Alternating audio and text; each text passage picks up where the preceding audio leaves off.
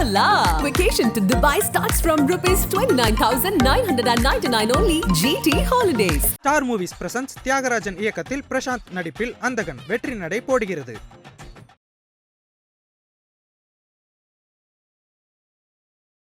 தமிழ் தேசியத்துக்கு வந்து தெலுங்கு தேசியம் எதிரி கிடையாது, கன்னட தேசியம் எதிரி கிடையாது, இங்க இருக்கக்கூடிய மலையாள தேசியம் எதிரி கிடையாது. நீங்க வந்து சாதியை தான் எதிர்க்கணும் அப்படின்னு சொல்றாரு. இங்க இருக்கக்கூடிய பிற மொழியினரை ஏன் எதிர்க்கிறீங்க, அவரை ஏன் வெறுப்பா பாக்குறீங்கன்னு எதிர்ப்பு பிறமொழியினர் மேல கிடையாது. தமிழ்நாட்டில் மட்டும்தான் தமிழ் நிலத்தை தமிழர்கள் ஆளணும் அப்படிங்கிற ஒரு கேள்வி எழுப்பப்படுது. இப்படி ஒரு கேள்வி எழுப்பப்படுறதே அவலமான ஒரு சூழல்.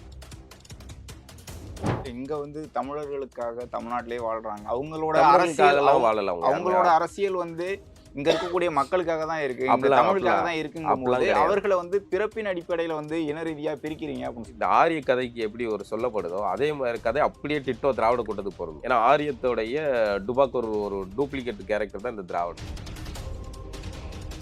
திருமாவளவன் அவர்களுடைய இந்த பதட்டம், இந்த கேள்வியெல்லாம் எங்க இருந்து வருதுன்னா, அவருக்கு இப்போ வந்து அகில இந்திய தேசிய தலித் தலைவர் ஆகிறதுக்கு அவருக்கு துடிக்கிறார். நாம் தமிழருங்கிற மட்டும் இல்லை, இன்னும் நாம் தமிழர் மாதிரி நிறைய தமிழ் தேசிய கட்சிகள் உருவாகும். போட்டி தமிழர்களுக்கு இடையில தான் இருக்கும். இவ்வளவு நாள் வெறும் அரங்க கூட்டமா இருக்கிற வரைக்கும் இந்த திராவிட கருத்தியலுக்கு பிரச்சனையே இல்லை.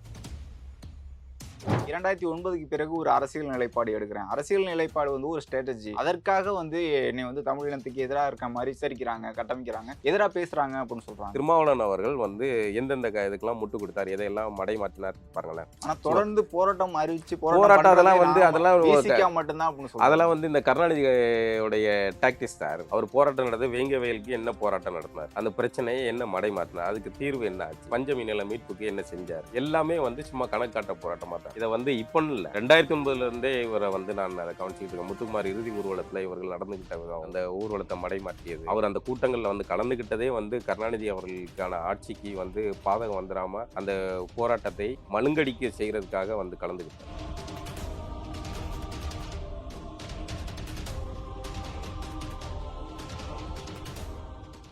ஐபிசி தமிழ் நேயர்களுக்கு வணக்கம். இன்று நம்முடன் இணைந்திருக்கும் சிறப்பு விருந்தினர் திரு கார்ட்டூனிஸ்ட் பாலா அவர்கள். வணக்கம் சார். வணக்கம். சமீபத்தில் திருமாவளவன் அவர்கள் ஒரு புத்தக வெளியீட்டு விழாவில் பேசியிருந்தாங்க. எது தமிழ் தேசியம் அப்படின்னு தெரியாமே பலர் இங்கே பேசிக்கிட்டு இருக்காங்க, அவங்களுக்கு சரியான தமிழ் தேசிய புரிதல் இல்லை அப்படிங்கிற மாதிரி தொடர்ந்து பேசிட்டு இருந்தாங்க. அதில் குறிப்பிட்டு சொன்னது, இங்கே இருக்கக்கூடிய பிற மொழியினருக்கு எதிராக பேசுறது தமிழ் தேசியம் இல்லை, இங்கே இருக்கக்கூடிய சாதிக்கு எதிராக பேசுறது தமிழ் தேசியம் அப்படின்னு சொல்லுவாங்க. இங்கே இருக்கக்கூடிய பல்வேறு அரசியல் இயக்கங்கள், கட்சிகளுக்கு சரியான தமிழ் தேசிய புரிதல் இல்லைன்னு பதிவு பண்ணியிருக்காது. அது பற்றியான உங்களுடைய முதல் கருத்து சொல்லுங்க சார். இன்னைக்கு அவர் தமிழ் தேசியம் இல்லை அப்படின்னு சொல்கிற எல்லா விஷயங்களையுமே வந்து முன்னாடி அவர் பேசிக்கிட்டு இருந்தவர் தான். இன்னைக்கு திராவிட இனம், திராவிடத்தை இனம் அப்படின்னு சொல்கிறவர், முன்னாடி வந்து திராவிடம் அப்படிங்கிற ஒரு இனம் கிடையாது அப்படின்னு இவரும் பேசினவர் தான். அது ஒரு நிலப்பரப்பும் கிடையாது அப்படிலாம் பேசியவர் தான் இது. இப்போ தமிழ் தேசியம், இது தமிழ் தேசியம் இல்லை அப்படின்னா எது தமிழ் தேசியம் அப்படிங்கிற கேள்வி இருக்குது. இப்போ அவர் சொல்கிற மாதிரி சாதி முரண்கள், அது மட்டுமே, அதை ஒழிக்கிறது மட்டுமே வந்து தமிழ் தேசியமாக இருக்க முடியும் அப்படின்னு ஒரு தமிழ் தேசியத்துக்கு ஒரு அழுத்தத்தை கொடுக்குற மாதிரி ஒரு விஷயத்த சொல்கிறாருன்னு வைங்களேன். இப்போ திராவிட தேசியம் அல்லது திராவிட இன அரசியல் அப்படின்னு அவங்க பேசுகிறாங்கல்ல, இப்போ திராவிட அரசு அல்லது திராவிட மாடல் அரசு அல்லது திராவிட இன அரசு, இந்த மாதிரியான திராவிட கருத்தியல் சார்ந்து இயங்குகிற அந்த அரசியலில் சாதி வந்து ஒழிக்கப்பட்டுடுச்சா அப்படிங்கிற கேள்வி வருதுல்ல. அது என்ன தமிழ் தேசியம், தமிழர்கள், தமிழ் தேசியம், தமிழர் நிலத்தை தமிழர்கள் ஆளணும் அப்படின்னு சொல்லிட்டா மட்டும் வந்து சாதியை ஒழிச்சாதான் அப்படிங்கிற இதை வந்து முதன்மைப்படுத்த வேண்டிய தேவை என்ன இருக்கு? இந்த சாதிகள் அற்றவர்கள் தான் திராவிடர்கள் அப்படின்னு. அப்போ இப்போ இருக்கிற திராவிடர்கள்னு சொல்லிக்கிறவங்களாம் ஒவ்வொரு சாதி சங்க மாநாடுகள்லாம் போய் கலந்துக்கிறாங்களா, அவங்களாம் என்னவா இருப்பாங்க? அதில் அந்த சமயத்துலலாம் வந்து இவர் ஏன் வந்து வாயை திறக்கிறது இல்லை? இப்போ அந்த இவங்களுடைய கூட்டணி அரசு தான் நடக்குது, அவங்க கட்சி அமைச்சர்கள் வந்து மேடைகளில் பேசுகிறாங்க, அவங்க சாதி சங்க கூட்டங்களில் கலந்துக்கிறாங்க, அதில் போய் சொல்கிறாங்க இந்த சாதின்னு சொல்லிட்டு வாங்க, இல்லை இந்த மொழிக்காரங்கன்னு சொல்லிட்டு வாங்க, நம்ம மொழின்னு சொல்லிட்டு வாங்க, உங்களை எல்லா காரியமும் நடக்கும்லாம் சொல்கிறாங்க. அப்போல்லாம் வந்து இவர் எதுவுமே அதை வந்து கண்டித்து பேசுகிறதோ இல்லை, எதுவுமே இல்லை. ஏதோ ஒரு சிலர் தான் பண்ணுறாங்க அப்படின்னு சொல்கிறோம். இதெல்லாம் வந்து ஏதோ ஒரு சிலர் பண்ணுறாங்க. ஆனால் தமிழர்கள் செஞ்சுட்டா மட்டும் எல்லாருமே செய்கிறாங்களா? கருத்தியலுக்கு ஓட்டு போடுறவங்களும் தமிழ் தானே. இவ்வளோ நாள் திராவிட அரசியலை ஏற்றுக்கொண்டு அல்லது ராமசாமியார் அவர்களை வந்து தந்தை பெரியாராக ஏற்றுக்கொண்டு இங்கு அவருக்கான அங்கீகாரத்தை, அடையாளத்தை எல்லாம் கொடுத்து கொண்டாடியவர்கள்லாம் யார்? தமிழர்களா, தமிழர்கள் அல்லாதவர்களா? தமிழர்கள் தானே பெரும்பான்மையாக இங்கே இருக்கிறாங்க, அவங்க தானே அவரை கொண்டாடினாங்க. இன்னைக்கு அந்த கருத்தியல் அது எல்லாமே நான் டுபாக்கூர் அப்படின்னு இங்கே இருக்கிற தமிழர்களுக்கு தோணுது. ஒவ்வொரு காலகட்டத்திலயுமே ஒரு ஒரு கருத்தியல் வந்து உதயமாகும். அது ஒரு பீரியடுக்கு அப்புறம் திரும்ப அடுத்து ஒரு 30 ஆண்டுகளுக்கு அப்புறம் ஒரு புது தலைமுறை உருவாகும். அந்த கருத்தியலுக்கு மாற்றா வந்து அவர்கள் சிந்திப்பார்கள். இதுதான் இயல்பானது. நீங்க சுதந்திரம் அடையறதுக்கு முன்னாடி பார்த்தீங்கன்னா, எல்லா நாடு முழுக்க எல்லாருமே சுதந்திர வேட்கையோட இருப்பாங்க. அப்போ வந்து மொழிவாரி பிரச்சனைகள்லாம் உருவாகாது. அவனுக்கு அப்போதைய தேவை வந்து ஆங்கிலேயர்களிடமிருந்து நமக்கு விடுதலை. அயலார்கள்ங்கிறத அப்புறப்படுத்தணுங்கிற எண்ணம் தான் இருக்கும். அப்போ ஒண்ணா நின்னாங்க. சுதந்திரம் அடைஞ்ச உடனே டக்குன்னு எல்லாருக்குமே வந்து எங்க நிலத்தை நாங்க ஆள்வோம்ங்கிற மொழிவாரி சிந்தனை வருது. அப்போ தனித்தனி மொழிவாரி மாநிலங்கள் உருவாக்கப்படுது. அடுத்தடுத்த காட்டம். இல்ல நீங்க அன்னைக்கெல்லாம் ஒண்ணா சேர்ந்து போராடினோமே, இன்னைக்கு ஏன் இந்த கோரிக்கை வைக்கிறீங்க அப்படின்னு சொல்ல முடியாது. ஏன்னா கால ஓட்டத்துல திரும்ப அதுக்கப்புறம் ஆட்சி மாற்றங்கள்ல என்னென்ன நிலவரங்கள் நடக்குதோ, அதுக்கேத்தாப்புல கரண்ட் பாலிடிக்ஸ்க்கு ஏத்தாப்புல நிலவரங்கள் மாறும். ஆனா சுதந்திரத்துக்கு முன்பும் வந்து இந்த சாதிக்கு எதிரான பேச்சுக்கள் தொடர்ந்துகிட்டு தானே இருந்துச்சு. இல்ல எல்லா அன்றைக்கும் காலகட்டத்திலுமே இருக்கும். உங்களுக்கு சாதிய அந்த படிநிலை கட்டமைப்புகள் எந்த காலகட்டத்தில உருவாக்கப்பட்டது? தமிழ்நாட்டில எப்போது அது வந்து வேரூன்றியது? இந்த சனாதனம்னு சொல்ற இந்த விஷயங்கள்லாம் எப்போ உருவானது? ஆதியில தமிழர்கள்ட்ட இந்த படிநிலை கட்டமைப்பு இருந்ததா? குடிகள்னா என்ன? இந்த குடிகள் தொழில் வழி குலங்கள்னா என்ன? இந்த குடிகளுக்கு இடையில ஏற்றத்தாழ்வுகள் இருந்ததா? இல்லையா? இத ஆதி காலத்துல இருந்தும், பின்னாடி அயலார்கள் ஆட்சிக்கு பின்னாடி அவர்கள் கொண்டு வந்து திணித்ததுக்கு பின்னாடியுமான விஷயங்கள் நம்ம ஆய்வு பண்ணி பார்க்கணும். அப்போ நம்ம இன்றைக்கு நம்ம மூளையில இப்போ அயலார் வந்து அவர்களுடைய அரசியலுக்காக திணித்த இந்த சூழல்ல நடக்கிற இப்போதைய சிக்கலை வைத்து, ஒட்டுமொத்தமா தமிழ் இனத்துடைய அடையாளத்தையே வந்து சிதைக்கிறத நம்ம ஏத்துக்க முடியாது. இங்க பார்ப்பனியம் சொன்ன ஒரு சாதிய கட்டமைப்பை ஏற்றுக்கிட்டுறீங்க. அத வந்து மறுபடியும் குடி அப்படிங்கிற மாரி நீங்க மாற்றி கொண்டு போயிட்டீங்களே தவிர, இந்த சாதிக்கு எதிரான ஒரு பேச்ச தொடர மாட்றீங்க தமிழ் தேசியவாதிகள் அப்படின்னு சொல்றாங்க. சாதிக்கு எதிரான எல்லாத்தையுமே எடுத்த உடனே ஒரு 1 மாத குழந்தைய, 2 மாத குழந்தைய எடுத்த உடனே ஓடுன்னு சொல்ல முடியாது. இவ்வளோ நாள் வந்து இந்திய தேசிய ஆதரவு ஆட்சிகள் நடந்தது. பின்னாடி அதுக்கு மாற்றா திராவிட அரசியல் வந்தது. அதுக்கு மாற்றா இப்போ தான் வந்து தமிழர்கள், தமிழ் இனத்தைச் சார்ந்தவர்கள், தமிழ் மொழியைச் சார்ந்தவர்கள் அப்படிங்கிற ஒரு இன ஓர்மை இப்போ தான் உருவாகுது. இந்த இன ஓர்மை உருவாகும்போது இவர்களுக்கு இடையில சமத்துவம் உருவாகும். இதில ஒரு சலசலப்பு உருவாகும். இதில ஏற்றத்தாழ்வுகள் நீக்கப்படணுங்கிற கருத்தியல் முரண்கள் வரும். இதெல்லாம் அடுத்த கட்ட நகர்வுகள். ஆனா, இப்போ தான் தமிழ் தேசிய கருத்தியல்ங்கிறது ஒரு தேர்தல் அரசியல் நோக்கி அது பயணிக்க ஆரம்பிக்குது. இன்னும் நாம் தமிழர்ங்கிற மட்டும் இல்ல. இன்னும் நாம் தமிழர் மாரி நெறைய தமிழ் தேசிய கட்சிகள் உருவாகணும். போட்டி தமிழர்களுக்கு இடையில தான் இருக்கணும்.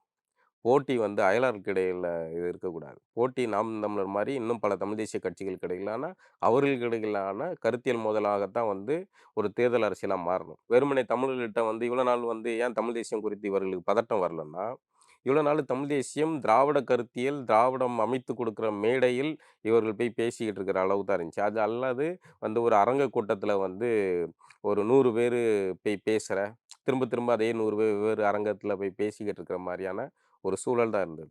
ஆனா, அதுக்கு மாறா வந்து இப்போ 2009க்கு அப்புறம் வந்து ஒட்டுமொத்தமா வந்து திராவிட அரசியல் அப்படிங்கிறது வந்து தமிழர்களுடையது அல்ல. அது ஒரு டுபாக்கரானது. திராவிட இனம்ங்கிறது தமிழர்களுடையது கிடையாது. அப்படிங்கிற எண்ணம் வந்து தமிழர்களுடைய அடுத்த தலைமுறை வாரிசுகளுக்கு உருவாகுது. அவர்கள் இது வந்து ஒட்டுமொத்தமா புறக்கணிக்கிறாங்க. அப்போ அந்த வீறு கொண்டு வருது. தமிழ் தேசிய கருத்தியல், அரசியல்ங்கிறது பொது தளத்துக்கு வருது. இவ்வளோ நாள் வெறும் அரங்க கூட்டமா இருக்கிற வரைக்கும் இந்த திராவிட கருத்தியலுக்கு பிரச்சனையே இல்ல. அப்போ வந்து அவர்களும் வந்து நாங்களும் தமிழர்கள் மாரி அப்படி வந்து ஷோக்கா வந்து போராட்டம் நடத்திக்கிட்டு சும்மா அப்படியே சீன் போட்டுக்கிட்டு இருந்தாங்க. ஆனால் அடித்தளத்தில இன்னைக்கு வந்து திராவிட கருத்தியல் நீங்கள் அயலார்கள் எப்படி ஆரியர்கள் அயலார்கள் போல அதுபோல நீங்கள் எங்கள் மொழியை சார்ந்தவர்கள் அல்ல அப்படிங்கிற அந்த கேள்வியை வந்து இங்க இருக்கிற தமிழர்கள் உருவாக்க ஆரம்பிக்கும்போது திராவிட கருத்தியலுக்கு ஒரு பதட்டம் வருது. திருமாவளவன் அவர்களே அதுதான் பதிவு பண்றாங்க. இங்க வந்து தமிழ் தேசியம் அப்படின்ட்டு ஒரு ஆட்சியையோ நீங்க அதிகாரத்தை கைப்பற்றணும்னா, இங்க இருக்கக்கூடிய பிற மொழியினர் வந்து நீங்க எதிர்க்கக்கூடாது. தமிழ் தேசியத்துக்கு வந்து தெலுங்கு தேசியம் எதிரி கிடையாது. கன்னட தேசியம் எதிரி கிடையாது. இங்க இருக்கக்கூடிய மலையாள தேசியம் எதிரி கிடையாது. நீங்க வந்து சாதிய தான் எதிர்க்கணும் அப்படின்னு சொல்றாரு. இங்க இருக்கக்கூடிய பிற மொழியினரை ஏன் எதிர்க்கிறீங்க? அவரை ஏன் வெறுப்பா பார்க்குறீங்கன்னு இல்ல கேட்குறேன். எதிர்ப்பு பிறமொழியினர் மேல கிடையாது. இப்போ ஒவ்வொரு நிலத்தை வந்து மராட்டிய நிலத்தை ஒரு மராட்டியர்கள் ஆளணுங்கிற உரிமை இருக்கிற மாரி, பஞ்சாபியர் அந்த நிலத்தை அந்தந்த மொழி வாரி ஆள்கள் ஆட்கிறாங்க. அங்க எந்த பிரச்சனையுமே கிடையாது. அங்க யார் தமிழர்கள் அப்படிங்கிற பிரச்சனை எதுவுமே எழல. ஆனா தமிழ்நாட்டுல மட்டும் தான் தமிழ் நிலத்தை தமிழர்கள் ஆளணும் அப்படிங்கிற ஒரு கேள்வி எழுப்பப்படுது. இப்படி ஒரு கேள்வி எழுப்பப்படுறதே அவமானம். அவலமான ஒரு சூழல். இந்த நிலத்தை சார்ந்தவர்கள் ஆளல, இந்த மொழியை சார்ந்தவர்கள் ஆளல அப்படிங்கிற சூழல் உருவாகுறதுனால தான் இந்த கேள்வி எழுப்பப்படுது. அப்போ அதிலிருந்து தான் வந்து இந்த எண்ணம் வருது. இப்போ இந்த நிலத்தை அயலார்கள் ஆள்றாங்க, பிற மொழியை சார்ந்தவர்கள் ஆள்றாங்க அப்படிங்கிற ஒரு எண்ணம் வரும்போது இவங்க இயல்பா வந்து யார் மேல வரும் கேள்வி? கேள்வி இயல்பா இந்த நிலத்தை ஆண்டுகிட்டு இருக்கவங்க மேல தான் வரும். அப்போ அத நோக்கி தான் அவங்க கேள்வி வைக்க தான் செய்வாங்க. அப்போ இந்த நிலத்தை இவ்வளோ நாள் ஆண்டுகிட்டு இருக்கிறவங்க தான் வந்து விலகி நிக்கணுமே ஒழிய, அவர்களை நம்ம கேள்வி கேட்காம எப்படி இருக்கோம்? கேள்வி கேட்க யார் அதிகாரத்தில் இருக்காங்களே, நீங்கள் ஏன் வந்து சாதி, ஆரியம், பிராமணியம்னு ஏன் சொல்கிறீங்க? அவனுடைய கோட்பாடு, அவன் போட்டு கொடுத்த அந்த இல்ல கோட்பாட்டின் அது அடிப்படையில் ஏற்றத்தாழ்வா இருக்கு அப்படின்னு சொல்றாங்க. அது கேள்வி கேட்குறீங்களா? இப்போ வந்து எங்கேயாவது பிராமணர்கள் வந்து ஏதாவது ஊர் சேரிக்குள்ளே போய் அவன் வந்து அவன் ஸ்கெட்ச் போட்டு கொடுத்தானா யாருக்காவது?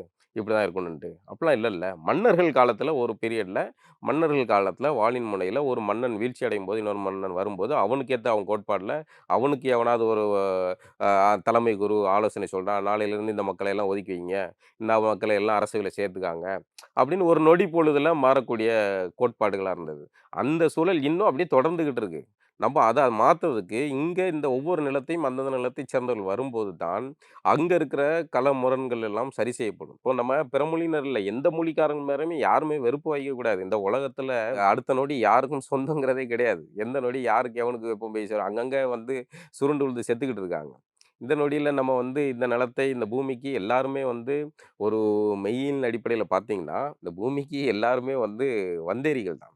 நம்ம யாருமே வந்து எதையும் எடுத்துகிட்டு போகிறது கிடையாது, வரும்போது கொண்டு வர்றதும் கிடையாது. வாழ்கிறோம், மகிழ்ச்சியாக வாழ்ந்துட்டு மகிழ்ச்சியாக போயிடணும் அப்படிங்கிறது. இதில் ஏற்றத்தாழ்வுகள் இருக்கும்போது சில கேள்விகள் வருது. எங்களை ஆள்றீங்க, எங்கள் நிலத்தை நீங்கள் ஆள்றீங்க, எங்களை அதன் பேர் சொல்லி அடிமைப்படுத்துறீங்க அப்படிங்கிற கேள்வி எழுப்பப்படும்போது ஒவ்வொரு நிலத்தை சேர்ந்தவர்களும் கேள்வி கேட்குறாங்க. இல்ல இங்க வந்து தமிழர்களுக்காக தமிழ்நாட்டிலேயே வாழ்றாங்க. அவங்களோட அரசியல் தமிழர்களாலாம் வாழல அவங்க. அவங்களோட அரசியல் வந்து இங்க இருக்கக்கூடிய மக்களுக்காக தான் இருக்கு. இங்க அப்படிலாம் தமிழுக்காக தான் இருக்குங்கும் அப்படிலாம் போது கிடையாது. அவர்களை வந்து பிறப்பின் அடிப்படையில வந்து இன ரீதியா பிரிக்கிறீங்க அப்படின்னு சொல்றாங்க. பிறப்பின் அடிப்படையில் மொழின்னு ஒன்று இருக்குல்ல சார். தமிழ்னு ஒரு மொழி இருக்குது. தமிழ் மொழியை பேசக்கூடியவர்கள் தமிழர்கள், தெலுங்கு மொழியை பேசக்கூடியவர்கள் தெலுங்கர்கள், மராத்திய மொழியை பேசக்கூடியவர் மராத்திகள் இருக்குல்ல. அப்படி ஒரு மொழி மாறி மாநிலங்களை ஏன் பிரிச்சீங்க நீங்கள்? அப்படி ஒன்று மொழி இருக்குது, அப்படி அதான உண்மை. திராவிடம்ங்கிற ஒரு இனம் இருக்கா? திராவிடத்துக்குன்னு ஒரு மொழி இருக்கா? அதுக்குன்னு ஒரு நிலப்பரப்பு இருக்கா? இவர்கள் ஆரியர்களை சொல்வார்கள், இந்தியாவை வந்து ஆரியர்கள் தான் கட்டி ஆள்கிறார். ஏன்னா அவனுக்கு வந்து நிலம் கிடையாது. ஒரு மராத்தியனுக்கு அவனுக்குன்னு ஒரு நிலம் இருக்குது, அவனுக்குன்னு ஒரு மொழி இருக்குது. அதே மாதிரி இந்த ஆரிய கதைக்கு எப்படி ஒரு சொல்லப்படுதோ அதே மாதிரி கதை அப்படியே டிட்டோ திராவிட கூட்டத்துக்கு பொருந்தும். ஏன்னா ஆரியத்தோடைய டுபாக் ஒரு ஒரு டூப்ளிகேட் கேரக்டர் தான் இந்த திராவிடம். அப்போ அதுக்கு வந்து நிலமும் கிடையாது, இனமும் கிடையாது, போலியாக ஒரு இனத்தை இல்ல உருவாக்கி. இங்க இருக்கக்கூடிய தென்னிந்திய பகுதியை தான் திராவிட பகுதி அப்படின்னு அப்போ சொல்றாங்க. நாங்கள் எதுக்கு சார் அதை தூக்கி சமக்கணும்? தமிழர்கள் எதுக்கு தூக்கி சமக்கணும்? திராவிடத்தை அதை நீங்கள் தென்னிந்திய பகுதிகளில் தென்னிந்திய பகுதிகளுக்குன்னு ஏதோ மொத்தமாக இதாக இருக்கா? இப்போ ஆந்திராக்காரர்கள் திராவிடர்கள் ஏற்றுக்கிறாங்களா? தெலுங்கா இது கன்னடர்கள் ஏற்றுக்கிறாங்களா? மலையாளிகள் எவனுமே ஏற்றுக்க தயாராக இல்லை. தமிழர்கள் எதுக்கு ஏற்றுக்கணும்? தமிழர்கள் மேலே ஏன் அதை தூக்கி சுமக்க வைக்கிறீங்க? நாங்கள் விரும்பலை, எங்களுக்கு இந்த அடையாளம் வேணாம் அப்படின்னு சொல்லும்போது அதுதானே இது பண்ணணும். எங்களுடைய அடையாளம், எங்களுடைய மொழி, எங்களுடைய இனம் அதுதான். அப்போ எதுக்கு எங்களுக்கு மேலே இல்ல போலி அவர்கள் இப்போ நீங்க சொல்லக்கூடிய பிற இப்போ நீங்க மொழியினர் ஆட்சி திருமாவளவன் பண்றாங்க. அவர்கள் சொன்ன அந்த இதுக்கு கருத்துக்கு வருவோம். அவர் வந்து இங்க இருக்கிற பிறமொழியினர்னு சொன்னாங்களா? பிறமொழியினர்ல எந்த மொழிக்காரங்க மேலேயும் யாரும் வெறுப்பு வைக்கணும். ஏன்னா நிலத்துல ஒவ்வொருத்தனும் அவனுடைய அரைஜான் வயிற்றுக்காக இடம்பெயர்றான், வாழ்றான். இன்னைக்கு வட இந்தியர்கள் இங்க வர்றாங்க. நம்ம மும்பைக்கு இங்க இருந்து தமிழர்கள் போயிருக்காங்க, உழைக்கிறாங்க, அவங்க வாழ்றாங்க. யார் மேலேயும் யாரும் வெறுப்பை விதைக்க வேண்டியதில்லை. ஆனால் எந்த மண்ணுக்கு போகிறோமோ அந்த மண்ணுக்கு அடிப்படையில் கொஞ்சம் நேர்மையாக இருக்கணும். அதுதான் சரியாக இருக்க முடியும். அப்படி இல்லாததுனால தான் வருது. இப்போ திருமாவளவன் அவர்களுடைய இந்த பதட்டம், இந்த கேள்வியெல்லாம் எங்கேருந்து வருதுன்னா, அவருக்கு இப்போ வந்து அகில இந்திய தேசிய தலித் தலைவர் ஆகிறதுக்கு அவருக்கு துடிக்கிறார். கொஞ்ச நாளைக்கு முன்னாடி அவர் வந்து அந்த ஒரு குறிப்பிட்ட சமூகத்தை பறையர்கள் அமைப்புன்னு சொல்லிட்டு வருவாங்க, செருப்பாலடி இப்படி ஒரு வார்த்தைகள்லாம் வந்து சொல்ல வேண்டிய தேவை என்ன இருக்குது? அதெல்லாம் இந்த பதட்டத்தில் இருந்தால் வருது. இந்த நிலத்தை, இந்த மண்ணுக்கான இந்த அடையாளத்தை இருக்கிறத வந்து அவர் விமர்சிக்கிறது காரணம், அவர் இந்த மண்ணோடை சேர்ந்தவன் மட்டும் இல்லை, நான் வந்து தேசிய தலித் தலைவர் அப்படின்னு அவர் இந்தி தேசியவாராக மாறுவார், மராத்திய தேசியவராக, அவர் தெலுங்கு இப்போ அண்டை மாநில பந்துகள்லாம் அங்கெல்லாம் போய் கட்சி வளர்க்குறதுக்கு வேலை இருக்காங்க. அப்போ அவருக்கு இந்த தமிழ் தேசியம் அப்படிங்கிற அடையாளம்லாம் வந்து அவருக்கு எரிச்சல் ஊட்டக்கூடியது. இதில் இருந்தால் வருது அவருக்கு. அதனால அவருக்கு இங்கே அட்டவணை பிரிவினருடைய பிரச்சனைகள்லாம் வந்து பேசினால் அவருக்கு வந்து அதுவும் இல்லை, இந்த திராவிட மாடல் ஆட்சியில் அதெல்லாம் பேசுகிறது அவருக்கு பெரும் சங்கடத்தை கொடுக்குது. அவர் திராவிட மாடல் அறிவாலயத்தின் ஒரு முன்கள பணியாளராக, செயல்வியலராக அப்படிதான் இயங்குறார். இல்ல இங்க வந்து தமிழர்கள், தமிழ் தேசியம்னு பேசும்போது, நீங்க தமிழர்னு அடையாளப்படுத்தும்போது, இந்த குடிகள், இது சாதிகள், இந்த சாதிகளை அடையாளப்படுத்துறீங்க. அந்த சாதியை அடையாளப்படுத்தும்போது இந்த சாதி பற்று வருது. அதுக்கு பிறகு அது சாதி வெறியா மாறுது. இது சமூகத்துக்கு சரியான ஒரு போக்கு இல்ல. அதனால அந்த சாதியை ஒழித்தாதான் தமிழ் தேசியம் அப்படின்னு சொல்றாங்க. அப்படிலாம் ஆந்திராவில் வந்து தெலுங்கர்கள் வந்து பார்க்குறாங்கல்ல. இவர் கட்சியில் இப்போ ஒருத்தர் சேர்த்துருக்காருல்ல, அர்ஜுன் ரெட்டியா, அவர் பேரே அர்ஜுன் ஆதவ் ரெட்டி. அர்ஜுன். ஆதவ் அர்ஜுன். அவர் பேரே வந்து பின்னாடி சாதி பேரோட தானே வர்றாரு அவரு. அந்த பேர் அடையாளத்தோட தானே அவர் அடையாளப்படுத்தப்படுறாரு. அவர் எப்படி கண்டுபிடிச்சாங்க அவர் தெலுங்கர் அப்படின்ட்டு? இல்லை அந்த மொழியை சார்ந்தவர் இல்லை. இப்போ அண்டை மாநிலங்கள்லாம் அவங்க வந்து அந்தந்த சாதி பேர்களோட தானே இருக்கிறாங்க. அங்கே எந்த வித சிக்கலும் இல்லைல்ல. அதை வந்து நீங்கள் மொத்தமாக கலைச்சிட்டு தான் நீங்கள் வந்து அங்கே தெலுங்கரில் ஆளணும், இங்கே மொத்தமாக மேனன் நாயர் இதெல்லாம் அந்த சாதி பேர்லாம் விட்டுட்டு தான் மலையாளிகள் ஆளணும் அப்படிலாம் அங்கே எதுவும் சொல்லப்படுதா? இல்ல அந்த பெயர்கள்னால அங்க ஒரு ஏற்றத்தாழ்வு இருக்கு. அங்க சமூகங்கள் வந்து வேறு வேறு விதமா பார்க்கப்படுது. தமிழ்நாட்டுல அந்த இது இல்ல. மறுபடியும் கொண்டு வரீங்க அப்படின்னு சொல்றோம். தமிழ்நாட்டில் இல்லாத போல நடிக்கப்படுது. தமிழ்நாட்டில் உண்மையிலே சொல்லப்போனா தமிழ்நாட்டில் சாதி ஒழிப்புலாம் நடக்கல. சாதி ஒழிப்புங்கிறது சும்மா பேருக்கு பின்னாடி வந்து இவர் பெயரை நீக்குனாங்களே வெளிய. ராமசாமியார் அவருடைய இதே என்னன்னா, கள்ள ஒழிக்கணுமா, வ உடனே வந்து தென்னை மரத்த எல்லாம் வெட்டு அப்படிங்கிறது தான். ஆணாதிக்கத்த ஒழிக்கணுமா, பெண்கள் எல்லாம் கர்ப்பப்பைய அறுத்தெறி அப்படிங்கிறது தான். அடிப்படை விஷயத்த களையணும் அப்படிங்கிறதெல்லாம் கிடையாது. இது வந்து மேலோட்டமா இத தட்டிட்டு போறது. இப்ப சாதி பேர ஒழிக்கணும்னால், சாதி அப்படிங்கிறது இங்க ஒரு வகையில ஏதோ ஒரு வகையில ஆ உருவாக்கப்பட்டுடுது. இப்ப சாதிய வந்து இந்து மதம்லாம் உருவாக்கல. இவங்க உருட்டிக்கிட்டு இருப்பாங்க. சாதியை இந்து மதம் உருவாக்கியது அப்படின்னு. சாதி இந்து மதம்லாம் உருவாக்கல. சாதி இயல்பாவே குடிகள் ஒவ்வொரு இனக்குழுவிலும், ஒவ்வொரு நிலப்பரப்புகளுக்கும் ஒரு இனக்குழுக்கள் இயல்பாவே உருவாக்கப்படுறது தான். ஒரு இனக்குழுவுல ஒரு மலையில வாழ்றவனுக்கு அவனுக்கான வேட்டை தொழில் இருக்கும். ஒரு சமநிலத்தில வாழ்றவனுக்கு அவனுக்கு ஒரு வேட்டை தொழில் இருக்கும். கடல்புறத்தில வாழ்றவனுக்கு அவனுக்கு ஒரு வேட்டை தொழில் இருக்கும். அந்த தொழில் செய்றதுல அவங்களுக்குள்ள ஒரு பிரிவு இருக்கும். ஒருத்தன் வந்து தண்ணியில முங்கி எடுக்கிறவன் முக்குவரா மாறுவான். கடல்ல தண்ணிக்குள்ள ஆழமா போய் மீன் பிடிக்கிறவங்க அவங்களுக்குண்டான ஒரு தொழில் இருக்கும். அவனுக்குன்னு ஒரு இயல்பான அந்த தொழிலுக்கான தன்மை இருக்கும். அந்த கொண்டு வர்ற மீன்கள கடல்ல காய போட்டு விக்கிற பெண்களுக்கு அவங்களுக்குன்னு ஒரு தன்மை இருக்கும். அப்ப அந்த தொழில் சார்ந்து, அதை சார்ந்து நம்பி வாழக்கூடிய அந்த மக்களுக்குன்னு ஒவ்வொரு மக்களுக்குன்னு ஒரு தொழில் சார்ந்த இயல்பான ஒரு பண்புகள் இருக்கும். அதிலிருந்து உருவாக்கப்பட்டது தான் அந்த தொழில் வழி குலங்கள். இதெல்லாம் வந்து இந்து மதம் வந்து ஸ்கெட்ச் போட்டு அப்படிலாம் யாரையுமே உருவாக்கல. அது தவிர்த்துட்டு வந்து விலங்குகள்ட்ட இருக்கிற மாரி எல்லா மனிதர்கள்ட்டயுமே ஒரு குழு மனப்பான்மை இருக்கும். அந்த குழு வந்து எப்படி உருவாகும்? ஒரு கணவன் மனைவியிலிருந்து உருவாகிறது. 2 பிள்ளைகள் போடுவாங்க, 4 பிள்ளைகள் ஆகும், குட்டி பெருசாகும், 100 குடும்பம் ஆகும், 1000 குடும்பம் ஆகும். அது ஒரு பெரிய ஒரு இனக்குழுவா மாறும். இப்படிதான் வந்து மனிதகுல இனக்குழுக்கள் உருவாகி இருக்க முடியும். அப்ப இந்த இனக்குழுக்கள்ல பின்னாடி ஏற்றத்தாழ்வுகள் வந்திருக்கலாம். அந்த செய்யற தொழிலின் அடிப்படையில ஏற்றத்தாழ்வுகள் வந்திருக்கலாம். அதுவும் கூட வந்து தமிழர்களுடைய குடிகள்ல அந்த வந்து இவர் மட்டும் இந்த தொழில் தான் செய்யணும் அப்படின்லாம் எந்த ஏற்றத்தாழ்வுகளும் கிடையாது. ஒரு ஆசாரி வீட்டு பையன் வந்து அவரு நல்ல போர் திறனுக்கான ஆர்வம் உள்ளது அல்லது நல்ல வந்து வீரனுக்கான இதோட இருந்தாருன்னா, அவரு வந்து மறவரா மாறுவார். அவர் படைப்பிரிவுல போய் சேர்ந்தாருன்னா, ஒரு மறவர், வீரன் அவ்வளோதான். அதுக்கப்புறம் அவரு பார்த்தீங்கன்னா, அவருடைய தொழில் வழிக்குள்ள அந்த தொழில் சார்ந்து அது தொடர்பாக தான் அவருடைய உறவுகள் உருவாகும். அப்படிதான் உருவாகி இருக்க முடியும். அது அந்த காலகட்டத்துல இருந்துச்சு. ஆனா இன்றைக்கு வந்து அது சரியான ஒரு நிலை. இனிமே இன்னும் கொஞ்ச காலம் கழிச்சு பார்த்தீங்கன்னா, நீங்க ஐடி செக்டர் தனி ஒரு ஒரு குழுவா உருவாகும். டாக்டர்கள் ஒரு தனி இனக்குழுவா உருவாகுவாங்க. கார் மெக்கானிக்கல் ஒரு தனி இனக்குழுவா உருவாவாங்க. இது நமக்கு இப்போ உடனடியா பார்க்கும்போது இல்லாத மாரி இருக்கு. அன்னைக்கு சொன்ன மருத்துவர்கள் தாங்க இன்னைக்கு இருக்கிற மருத்துவர்கள். அன்னைக்கு இருந்த மருத்துவர்களும் ஓரங்கட்டி அவனுக்கு வேற ஒரு பேர குடுத்து அவன ஓரங்கட்டியாச்சு. அதே மாரி தான் ஒவ்வொரு இனக்குழுவும் நடக்கும். இப்ப நீங்க திராவிடம் பற்றி சொன்னீங்க. திராவிடம், திராவிடர்கள்னு அப்படின்ட்டு இங்க ஒரு 4 மாநிலங்களோ, இங்க ஒரு 5 மாநிலங்களோ பேசக்கூடிய மக்கள் வந்து ஒண்ணா இருந்தா தான் வட இந்தியாவுல ஆளக்கூடியவர்கள் வந்து நமக்கு எதிரா இருக்காங்க. நம்மளோட உரிமைகள பறிக்கிறாங்கங்கும்போது நம்ம ஒண்ணா தான் இருக்கணும். அப்ப இல்ல ஒண்ணா இருக்குன்னா என்னன்னா, அ அவங்கவங்க நிலத்த அவங்கவங்க ஆள்றாங்க அப்படிங்கிற கருத்தியல் இருக்கு. அவன் மொழிக்கு அவனுடைய வேலை இருக்கு. ஆனா நமக்கு மட்டும் வந்து எல்லா பயிலும் சேர்ந்து வந்து இங்க வந்து மொத்தமா வந்து சாப்பிட்டு போவாங்க. இது அப்படிங்கிற சிக்கல் வரும்போது தான் இருக்கு. நாங்க தமிழர்களா இருந்துட்டு போறோம். இந்திய ஆதிக்கம் வரும்போது சேர்ந்து நிப்போம்.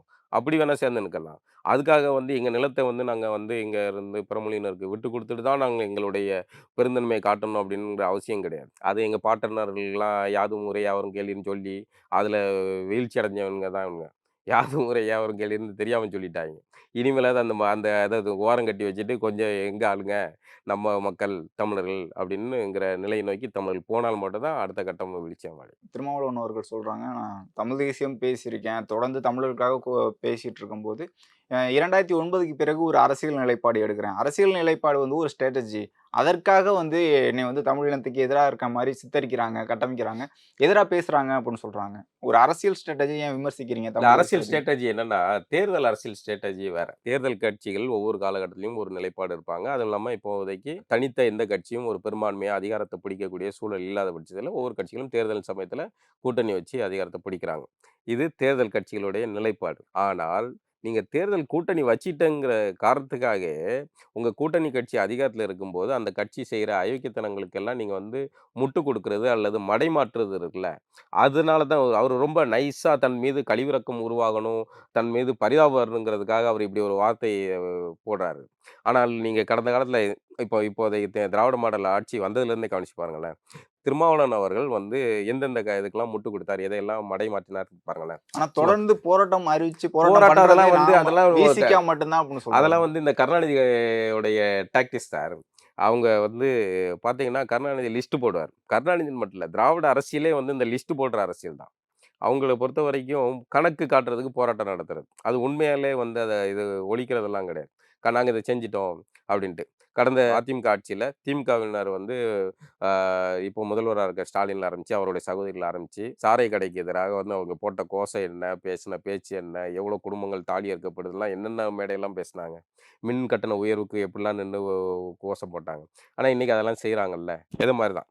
அது மாரி எப்போ இவரு கூட்டணி கட்சியில சேர்ந்துட்டாருன்னா, இவருடைய உண்மையான ஒரு போர்க்குணத்த நீங்க பார்த்தீங்கன்னா, திமுகவோ இந்த கட்சி வந்து இவங்கள கூட்டணியில சேர்க்கலன்னா நீங்க பார்க்கலாம். மக்கள் நல கூட்டணியில கூட்டணிய உருவாக்குனாங்கல்ல, அப்போ இவரு மேடையில பேசினா அதான் ஒரிஜினல். உண்மை.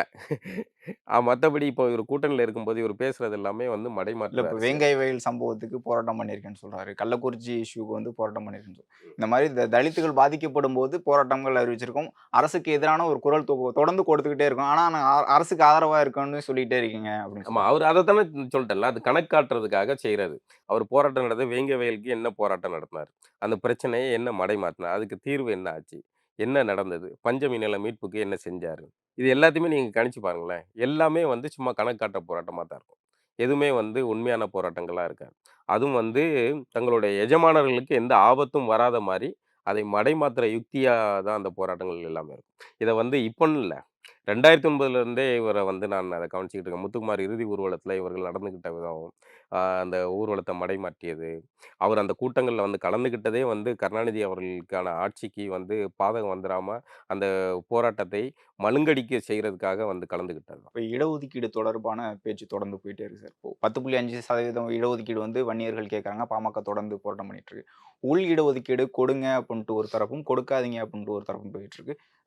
இடஒதுக்கீடு குறித்தான உங்களுடைய பார்வை சொல்லுங்க சார். அத மொத்தமா பார்த்தோம்னா, இடஒதுக்கீடு பாதிக்கப்படுபவர்கள் அல்லது யாராவது ஒடுக்கப்படுறவங்க, அல்லது விளிம்பு நிலையில இருக்கிறவங்க, கை தூக்கி விடப்பட வேண்டிய சூழல்ல இருக்கிறவங்கள கை தூக்கி விடுறதுக்கான கொண்டு வரப்பட்ட ஒரு அம்சம் தான். ஆனால் வந்து அதோடைய அதாவது ஒரு நல்ல விஷயத்த கொண்டு வருவாங்க. எப்படி வந்து அணுகுண்ட வந்து வேற எதுக்கோ செஞ்சுட்டு கடைசியில அது எங்கேயோ போய் மாரி இடஒதுக்கீடு ஒரு நல்ல கான்செப்ட். ஆனால் அதோடைய சிக்கல் இன்னைக்கு என்ன ஆயிப்போச்சுன்னா, அந்த இடஒதுக்கீடு இந்திய சாதிய கட்டமைப்புகளை அது வந்து பல மடங்கு பாதுகாக்கக்கூடிய ஒரு அம்சமா மாறிடுச்சு. இத நான் சொன்னா வந்து பாலா சங்கி அப்படின்னு சொல்லுவாங்க. அத வந்து யோசிக்கவே மாட்டாங்க. இன்னைக்கு வெறுமனே சாதிய இது இல்லாம இருந்து நீங்க கவனிச்சு பார்த்தீங்கன்னா, இடஒதுக்கீடு ஒருத்தன் கஷ்டப்படுறவன், அவன் கீழ இருக்கான். அவன கை தூக்கி விடணும் அப்படிங்கிற சூழல் மாறி, எங்கள் சாதியினர் இவ்வளோ பேர் இருக்கோம். நாங்க இவ்வளோ பேர் இருக்கோம். அதனால எங்களுக்கு இடஒதுக்கீடு குடுங்கங்கிற நிலைக்கு கொண்டு வந்து இல்ல நிறுத்திட்டாங்க. சாதிவாரி கணக்கெடுப்பு எடுத்தா தான் உண்மையான இடஒதுக்கீடு தர முடியும்னு சொல்றாங்க. ஆமா.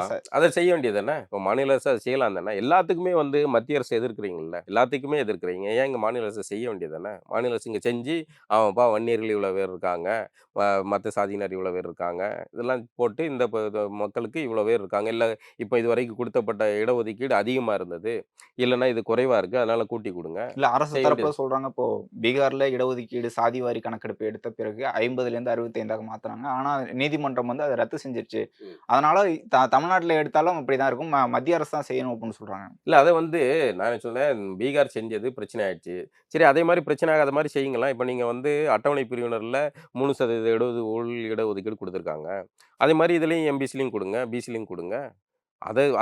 அதுக்கு என்ன கால்குலேஷன் பண்ணி செஞ்சீங்க? அந்த அருந்ததியர்களுக்கான இடஒதுக்கீடுக்கு என்ன அழகா வந்து ஸ்கெட்ச் போட்டு, அத காய் நகர்த்தி கொண்டு போய் செஞ்சு முடிச்சீங்கல்ல. அதே மாரி ஏன் இத செய்ய முடியாது? செய்யலாம்ல. இதையும் தான் செய்யலாம். எல்லாத்துலயுமே எல்லா பிரிவுலயுமே அத செய்ய வேண்டியது தானே. யாருக்கு அதிக தேவை, யாருக்கு அதிக பசி இருக்கோ, அவர்களுக்கு கொடுக்க வேண்டியது தானே சரியா இருக்க முடியும். இப்போ வன்னியர்களுக்கு அதிக இடங்கள் கொடுக்க வேண்டிய தேவை இருக்குன்னா, அது செய்றது தானே சரி. அப்போ அத எப்படி செய்ய முடியும்? எடுத்தா பொத்தாம் பொதுவா செய்ய முடியாதுல்ல. இப்போ அவன் வெறுமனே இது மட்டும் கிடையாது. அட்டவணை பிரிவினர்ல வந்து தேவேந்திர சமூகத்துக்கு கூடுதல் இடம் அவங்க இன்னும் அது சிக்கல். எங்களுக்கு இந்த இதே வேணான்னு சொல்றாங்க. தேவேந்திர சமூகம் எங்களுக்கு எஸ்சி பட்டியலே வேணாம். எங்கள வெளிய விடுங்கப்பா அப்படின்னு சொல்றாங்க. ஆனா அவங்கள பிடிச்சு உட்கார வச்சுக்கிட்டு இருக்காங்க. அதுக்கான ஒரு அடுத்த கட்ட நகர்வு எதுவும் இல்ல. சரி அத கடந்துட்டு பார்த்தோம்னாலே, தேவேந்திர சமூகம் இத்தன பேர் இருக்காங்க. ஆ பறையர் பிரிவுல இத்தன பேர் இருக்காங்க. வெறுமனே இந்த மட்டும் இல்ல. 76 சாதிகள் என்னமோ இருக்கு. ஒவ்வொரு சாதியும் கணக்கெடுங்க. கணக்கெடுத்து இவ்வளோ பேர் இருக்காங்க. இவர்களுக்கு இதில வந்து இவர்களுக்கு அதிக இடஒதுக்கீடு குடுக்கணும். எப்படி அருந்ததியர்களுக்கு அந்த 18லருந்து பிரிச்சு 3 அருந்ததியர்கள் குடுத்தீங்க. மீதி இருக்கிறதுல வந்து இத்தன பேருக்கு இவ்வளவு வேணும் அப்படின்னு அத குடுங்க. சாதிவாரி கணக்கெடுப்பு அது குறித்தான பேச்சுகள் போயிட்டு இருக்கும்போது, இங்க மொழிவாரி கணக்கெடுப்பும் எடுக்கணும்ட்டு சீமான் அவர்கள் தொடர்ந்து பேசிட்டே இருக்காங்க. அதற்கு எதிர்த்தரப்புல பதில் சொல்லவங்க வந்து, இங்க மொழிவாரி கணக்கெடுப்பு எடுத்தா, இங்க இருக்கக்கூடிய பிற மொழியினருக்கான ஒரு ஆதிக்கம் வந்து அதிகமாயிரும். அவர்கள் மீதான வெறுப்பு அதிகமாயிரும்னு சொல்றாங்க. மொழிவாரி கணக்கெடுப்பு எடுக்கணும். நீங்க மக்கள் தொகை எல்லாமே எடுக்கிறீங்கல்ல. இத எடுத்துட்டா வந்து ஒருத்தங்க மேல எப்படி வெறுப்பு வரும்? இல்ல நாங்க பெரும்பான்மையா இருக்கோம். நீங்க வந்து சிறுபான்மை அப்படின்ட்டு முடிவு பண்ணிருவாங்க. இல்ல இப்போ நீங்க அது எதனால வருதுன்னா, நீங்க வந்து மறைமுகமா இங்க வந்து தமிழர்கள்ன்னு சொல்லிட்டு ஆட்சி நடத்துறதுனால தான் அது வருது. அந்த பதட்டம் ஏன் வருது? இப்போ ஒரு எனக்கு உங்க நிலத்த வந்து ஆளணும்னு எனக்கு அவசியமோ, ஆசையோ இல்லாத பட்சத்தில நான் அத பத்தி செய்ய வேண்டிய அவசியம் இல்லல்ல. சாதாரணமா எங்க மக்கள் இவ்வளோ பேர் இருக்காங்க. நாங்க மலையாளிகள் இவ்வளோ பேர் இருக்கோம். தெலுங்கர்கள் இவ்வளோ பேர் இருக்கோம். கன்னடர்கள் இவ்வளோ இருக்கோம். எங்களுக்கான எங்க பிள்ளைங்க வந்து எங்க மொழிய இழந்துட்டாங்க. எங்க மொழியை நாங்க திரும்ப படிக்கிறதுக்கு எங்க தாய்மொழி வழி கல்விக்கூடங்கள் வேணும். அப்படின்னு நான் மொழி சிறுபான்மையினரா இருந்தால், நான் அதுக்கேத்தாப்புல உரிமை கேட்க முடியும் தானே! அப்படியானா அதெல்லாம் எப்படி நடக்கும்? மொழி சார்ந்த அந்த கணக்கெடுப்பு எடுக்கும்போது தான் நடக்கும். நீங்க சாதிவாரி கணக்கெடுப்போட சேர்த்து, மொழிவாரி கணக்கெடுப்பும் அவசியமானது. அப்பதான் வந்து இங்க ஒவ்வொரு செக்ஷன்லயுமே பிசி, எம்பிசி, எஸ்சி, எஸ்டின்னு ஒவ்வொரு செக்ஷன்லயுமே வந்து பிற மொழியினர் வந்து இருக்கிறாங்க. இப்ப அது அது அவங்க வந்து பொதுவா பிசி அப்படின்னு பொத்தாம் பொதுவா உள்ள நுழையிறாங்க. ஆனா வந்து நீங்க இதுல சோகம் மாரி மும்பைல இருக்காங்க. இதே தமிழ் இனக்குழுவை சார்ந்தவர்கள் பலரும் மும்பைல இருக்காங்க. மும்பைல யாருக்குமே வந்து இடஒதுக்கீடே கிடையாது. அந்த மண்ணுல ஏன் இல்ல? ஏன் இங்க இருக்கிற அரசுகள் யாரும் அத வந்து கோரிக்கை வைக்கல? ஆனா எல்லா மாநிலங்களிலும் இடஒதுக்கீடு கொடுக்கப்படும் தானே. அங்க அங்க அங்க இருக்கக்கூடிய சமூகங்களை பொறுத்து. அதான் அங்க நீண்ட காலமா பல 3 தலைமுறைகளா அங்க வசிக்கிறாங்க. அவர்கள் வந்து நாடாரா இருக்கலாம், பறையரா இருக்கலாம், கோனாரா இருக்கலாம், பிள்ளைமாரா இருக்கலாம், யாராவும் இருக்கலாம். அங்க யாருக்குமே கோட்டாவே கிடையாதே! நம்ம பிள்ளைங்களுக்கு. அங்க எல்லாமே ஓசியில தான் படிக்கிறாங்க. அப்போ இங்க இருக்கிற பிறமொழியினருக்கு மட்டும் எப்படி இடஒதுக்கீடு வருது? இங்கேயுமே நீங்க பிறமொழியினருக்கு அவர்கள் மொழி சார்ந்த கணக்கு எடுத்துட்டு, அவர்களுக்கு அந்த மக்கள் தொகையின் அடிப்படையில நீங்க இடஒதுக்கீட பிரிச்சு குடுங்க. இங்க இருக்கிற தமிழர்களுக்கு தனி இடஒதுக்கீடு குடுங்க. இங்க தமிழ் இனக்குழுக்கள் அவங்களுக்கான பிரிவினைகளா பிரிச்சு, நீங்க அவர்களுக்குன்னு ஒவ்வொருத்தனுக்கும் குடுங்க. அப்பதானே சரியா இருக்க முடியும். இது எல்லாத்துக்குமான அடிப்படை வந்து ஆ கணக்கெடுப்பு தான் சரி பண்ண முடியும். ஒரு பிரச்சனை இருக்குன்னா, அதை நீங்க கணக்கெடுத்து தான் சரி பண்ண முடியும். நீங்க மேலோட்டமா வந்து இத தெரிஞ்சுட்டா அவன் கோவப்படுறான், இவன் கோவப்படுறான். இப்ப சாதி ஒழிப்பே கூட நீங்க சாதிய வந்து சும்மா 19 பேருக்கு முன்னாடி ஒழிச்சிட்டோம் அப்படின்னா சாதி ஒழியாது. இங்க சாதி எல்லாருக்குள்ளயும் இருக்கு. அது மண்டைக்குள்ள இருக்கு. மூளையில இருக்காது. அது வைரஸ் கிருமி மாரி. அது வந்து நீங்க வந்து இப்படி 19 இருக்கு அப்படிங்கிறது, ஆமா இந்த கால்ல இங்க ஒரு புண்ணு இருக்கு அப்படிங்கிறத நீங்க ஒத்துக்கிட்டா மட்டும் தான் அந்த புண்ணுக்கு காயம் போட முடியும். அப்போ இங்க வந்து இந்த சமூகத்தை சேர்ந்தவர்கள் இவர்கள் இருக்கிறாங்க. பாதிக்கப்படுறது இவங்க பாதிக்கப்படுறாங்க. இவர்கள் ஆதிக்கம் செலுத்துறாங்க. ஆதிக்கம் செலுத்துறவன கேள்வி கேட்கணும். அப்படிங்கிறதெல்லாம் நீங்க வந்து அத இருக்குங்கிறத அக்செப்ட் பண்ணி, நேருக்கு நேரா கேள்வி கேட்கும்போது தான் அது சரி செய்யப்படும். மாறா வந்து நீங்க அத பூசி மொழிகி, ஒரு புண்ணுக்கு மேல லிப்ஸ்டிக் பூசுற மாரி தான் அந்த வேலையெல்லாம். அப்போ இது நடக்கவே வாய்ப்பே கிடையாது. சாதி ஒழிக்கப்படவும் செய்யாது. சாதியை ஒழிக்கணும்னா, நீங்க முதல்ல சாதி சமத்துவத்தை உருவாக்கணும்.